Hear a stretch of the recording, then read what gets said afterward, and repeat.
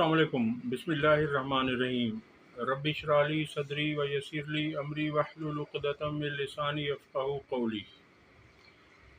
चार पांच ख़बरों पर बात करेंगे। सबसे पहले आपके सामने रखेंगे हड़ताल से मुताल्लिक़ ख़बरें कि क्या हुआ पूरे पाकिस्तान में आज जो ताजिरों ने शटर डाउन हड़ताल की उसके मुताल्लिक़। दूसरी ख़बर आपके सामने रखेंगे कि IMF पाकिस्तान को कर्ज़ देने जा रहा है और कब तक चांसेस हैं, और अगर कर्ज़ ना दिया तो क्या होगा, क्या शराइत रखी हैं IMF ने। और तीसरी ख़बर, इमरान खान साहब ने गुफ्तगू की है अडियाला जेल में। और इनके अलावा भी एक दो ख़बरें छोटी छोटी आपके सामने रखेंगे। सबसे पहली ख़बर रखते हैं महंगाई, बिजली के बिलों की सूरत हाल और टैक्सेस की भरमार पर आज मुल्क भर के ताजिरों ने शटर डाउन हड़ताल की है। और इस हड़ताल में अपोजिशन की तीन बड़ी जमातें, जिनमें तहरीक इंसाफ, जमीयत उलमा इस्लाम फजलुर रहमान और इसके अलावा जमात इस्लामी, इन तीनों जमातों ने इस ताजिर हड़ताल की मुकम्मल हिमायत का ऐलान कर रखा है। दूसरी जानिब अगर आप सर्वे करें, आज मैंने अब तक की जो सूरत हाल है, मैंने ख़ुद सर्वे किया है, तो कराची की तमाम मार्केटें बंद हैं तकरीबन, यानी 90%। यहाँ तक कि गली मोहल्लों की दुकानें भी बंद हैं इस वक्त। और पेट्रोल पंप्स सिवाय PSO के और तकरीबन पेट्रोल पंप्स जो मुझे रास्ते में दिखे वो बंद थे। इससे ज़ाहिर होता है कि अवाम बहुत ज़्यादा बेचैन है और अवाम अपनी बेचैनी, बेताबी और मायूसी का इजहार कई मरतबा कर भी चुकी है मीडिया पर, सोशल मीडिया पर। चूँकि नेशनल मीडिया तो अवाम को दिखाता ही नहीं है। नेशनल मीडिया तो चूँकि हुकूमत से उसे मिल जाता है कुछ ना कुछ, तो इसलिए वो बात ही नहीं करता अवाम की। और सोशल मीडिया ने सब कुछ दिखाया है कि अवाम की हालत ज़ार क्या कर दी है इन्होंने। और ये हुकूमत है कि कर्ज़ पे कर्ज़ लिए जा रही है और अवाम के लिए कुछ नहीं कर रही। अब ये मैं आपके सामने एक रिपोर्ट रखने जा रहा हूँ जो कि इरशाद अंसारी और शहबाज राना की रिपोर्ट है, और ये मईशत के बहुत ही नामवर रिपोर्टर्स हैं। इनका कहना है कि IMF एग्जीक्यूटिव बोर्ड की जानिब से पाकिस्तान के लिए $7 अरब कर्ज़े की हतमी मंजूरी में ताख़ीर के मनफी असरात ज़ाहिर होना शुरू हो गए हैं।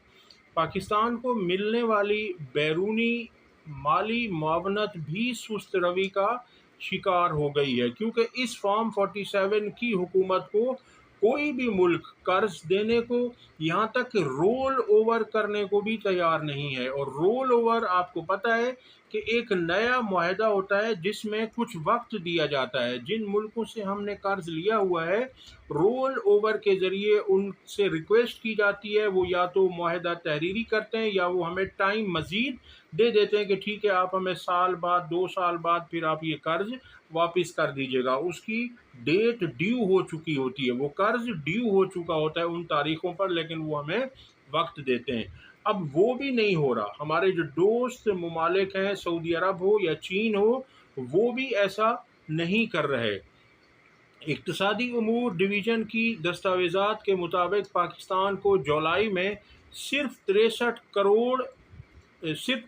करोड़ 63 लाख डॉलर की बैरूनी माली मुआवनत हासिल हो सकी। इसी तरह से मैं आपके सामने रखूँगा, ये एक्सप्रेस ट्रिब्यून की रिपोर्ट है।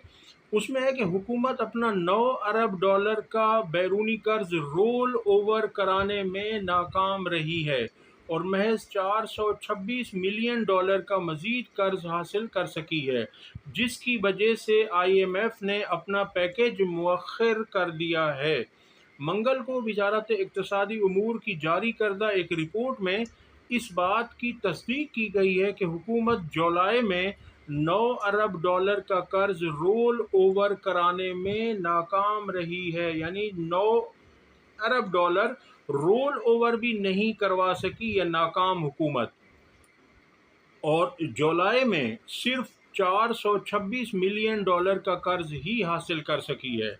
अब आप देख लीजिए कि हम इतने बदनसीब हो गए हैं, हमारे मुल्क को इन्होंने इस तरह कंगाल कर दिया है कि हमारी खुशी कर्ज में होती है। जब हमें कर्ज मिल जाए, भले उसके लिए शराइत कितनी ही कड़ी क्यों ना हो, शरह सूद कितना ही ज़्यादा क्यों ना हो, हम खुशी से निहाल हो जाते हैं, और इसका असर फिर हमारी आवाम पर पड़ता है। और हमारे जो हुक्मरान हैं उनके अल्ले तल्ले आप देख लीजिए कि वो इसे किस तरह से ज़ाय करते हैं, किस तरह से वो सियासी स्कीमें शुरू करते हैं, सियासी लोगों में उनकी बंदर बांट हो जाती है। वो कहा जाता है ना कि कर्ज की पीते थे मैं, लेकिन समझते थे कि हाँ, रंग लावेगी हमारी फाका मस्ती एक दिन। तो ये इस तरह से ये कर रहे हैं, वहाँ से पैसे लेकर लुटाया जा रहा है। अब आगे वो लिखते हैं कि हुकूमत फौरी तौर पर बैरूनी कर्ज हासिल करने के लिए सर तोड़ कोशिशें कर रही है। वाज़ेह है कि IMF ने पाकिस्तान से 7 अरब डॉलर का नया मुआहदा करने के लिए, याद रखिए ये नया मुआहदा जो 7 अरब डॉलर का है, वो करने के लिए चीनी, सऊदी और इमाराती कैश डिपॉजिट्स को रोल ओवर कराने के साथ साथ गैर मुल्की तिजारती बैंकों से मज़ीद कर्ज के हुसूल की 3 शराइत भी आयद कर रखी हैं। हुकूमत सऊदी अरब से 5 अरब डॉलर, ये उनकी शराइत हैं, चीन से 4 अरब डॉलर और इमारात से 3 अरब डॉलर का कर्ज रोल ओवर कराने के लिए कोशिशें कर रही है। यानी अब आप ये देख लीजिए कि इतना रोल ओवर भी नहीं हो पा रहा। रिपोर्ट में बताया गया है कि इन कर्जों की मद में गुज़श्ता माह कोई अदायगी नहीं की गई। ये हुकूमत कर्ज लेती तो जा रही है, मगर जो अदायगी है, जो किस्तें हैं, ये वो भी अदा नहीं कर पा रही, और अब आने वाली हुकूमत को ये सब कुछ करना पड़ेगा। वाज़ेह रहे कि IMF ने इब्तदाई तौर पर पाकिस्तान के लिए 7 अरब डॉलर के कर्ज पैकेज की मंजूरी देने के लिए 30 अगस्त की तारीख मुकर्रर की थी, लेकिन मुकर्रर वक्त पर कर्जों के रोल ओवर ना होने पर IMF ने ये मंजूरी मुअख्खर कर दी। ज़राए का कहना है कि अगर पाकिस्तान और सऊदी अरब के दरमियान रेकोडिक माइनिंग प्रोजेक्ट में 15% शेयर्स का मामला तय पा जाता है, तो उस सूरत में सऊदी अरब पाकिस्तान का 5 अरब डॉलर का कर्ज रोल ओवर करने के साथ साथ पाकिस्तान को 1.2 अरब डॉलर की ऑयल फैसिलिटी भी फराहम कर देगा। अब ये याद रखिए कि सऊदी अरब ने हुकूमत पाकिस्तान से कहा है कि अगर आप मुझे रेकोडिक जो है हमारा बलूचिस्तान में जो सोने में, वहाँ पर सोने की बहुत बड़ी मिकदार मौजूद है, उसके मुतालिक सऊदी अरब ने कहा है कि मुझे आप 15% शेयर उसमें दें, क्योंकि विफाकी हुकूमत का उसमें सिर्फ 25% के करीब शेयर है। उस 25 में से वो 15% शेयर सऊदी अरब कह रहे हैं कि मुझे आप दें, शेयर मैं ख़रीदना चाहता हूं, तो फिर मैं 5 अरब डॉलर का कर्ज रोल ओवर भी करूंगा और 1.2 अरब डॉलर की मैं आपको ऑयल फैसिलिटी भी दूंगा। यानी उन्होंने अब इन्हें बग़ैर किसी शर्त के, बग़ैर कुछ लिए, सऊदी अरब भी जो हमारा देरीना दोस्त था, वो भी अब इस हुकूमत को कोई ताउन देने को तैयार नहीं है। वाज़ेह रहे कि विफाकी हुकूमत के लिए वक्त सुकड़ता जा रहा है और IMF प्रोग्राम में मज़ीद ताख़ीर संगीन पेचीदगियों का बायस बन सकती है। अगर मंजूरी का ये अमल अक्टूबर तक अंजाम नहीं पाता, तो उस सूरत में IMF हुकूमत से मिनी बजट की डिमांड भी कर सकता है। ये हाल कर दिया है, अब मुल्क चलाने को इनके पास पैसे नहीं हैं, और ये कहते हैं कि हम मुल्क बचाने आए थे, मुल्क आपसे पहले बेहतरीन चल रहा था, हुजूर आपने आकर मुल्क को तबाह कर दिया है। अगली खबर आपके सामने रखते हैं कि वो खबर ये है कि खान साहब पर अडियाला जेल में मज़ीद सख्तियाँ बढ़ा दी गई हैं। اور میڈیا رپورٹس کے مطابق سیل کا جو عمران خان صاحب کا سیل ہے اس کا جو مین ہول ہے اس کا ڈھکن بھی کھلا چھوڑا ہوا ہے، جس سے تعفن اٹھتا ہے، بدبو اٹھتی ہے اور کیڑے مکوڑے نکلتے ہیں جو عمران خان صاحب کی تکلیف کا باعث بنے ہوئے ہیں۔ عمران خان صاحب کو ایذا پہنچانے کے لیے حکومت اس حد تک گر گئی ہے کہ اپنے اس سیاسی مخالف کے ساتھ یہ اس طرح کرنے جا رہی ہے جس کو پاکستان کی 90% آبادی چاہتی ہے۔ کل آپ نے سن لیا ہوگا کہ ایک والد جن کا بچہ بلوچستان میں شہید کر دیا گیا دہشت گردوں کی طرف سے، انہیں بس سے اتار کر مارا گیا، اس بنیاد پر صرف مارا گیا کہ اس کا تعلق پنجاب سے ہے۔ توبہ ٹیک سنگھ کا والد رات گفتگو کرتے ہوئے انہوں نے کہا کہ مجھے پاکستان میں کسی سے انصاف کی کوئی توقع نہیں ہے۔ انہوں نے واضح کہا کہ مریم نواز مجھے کوئی انصاف نہیں دے سکتی، یعنی وہ شخص، وہ والد اتنا مایوس ہو چکا ہے ہمارے انصاف کے نظام سے اور ہمارے حکمرانوں سے۔ اس نے کہا کہ ہاں میں یقین کر لیتا، مجھے امید بندھ جاتی اگر عمران خان اس وقت ہوتا۔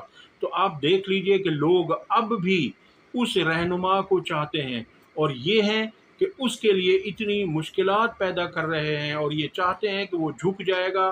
وہ انشاءاللہ کبھی نہیں جھکے گا، وہ چٹان کی طرح کھڑا تھا، وہ کھڑا رہے گا، کیونکہ وہ پاکستان کی جنگ لڑ رہا ہے، اس کی کوئی ذاتی جنگ نہیں ہے۔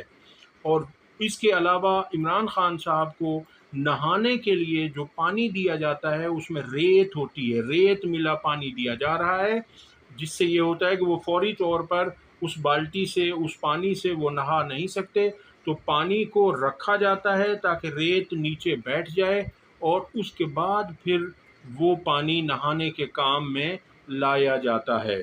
اور اسی طرح سے عمران خان صاحب کے سیل کے قریب جیل عملے کو جانے سے روک دیا گیا ہے تاکہ عمران خان کو قید تنہائی میں رکھا جائے، اور یہ واقعتاً قید تنہائی ہے، سولیٹری کنفائنمنٹ ہے، اور سولیٹری کنفائنمنٹ کا مطلب یہ ہے کہ کسی شخص کو توڑا جائے، جب وہ کسی سے بات چیت ہی نہیں کرے گا تو اس کے اوپر ذہنی طور پر ایک دباؤ پڑتا ہے، اور یہی کوشش کی جا رہی ہے۔ اور عمران خان صاحب کو اگر کسی چیز کی ضرورت ہوتی ہے تو چونکہ سیل کے آس پاس ان کے کوئی لوگ نہیں ہیں، اور عمران خان صاحب کو آواز دے کر زوردار آواز سے ان لوگوں کو اپنے قریب بلایا جاتا ہے اور پھر ان سے وہ چیز منگوانی ہوتی ہے تو وہ منگواتے ہیں۔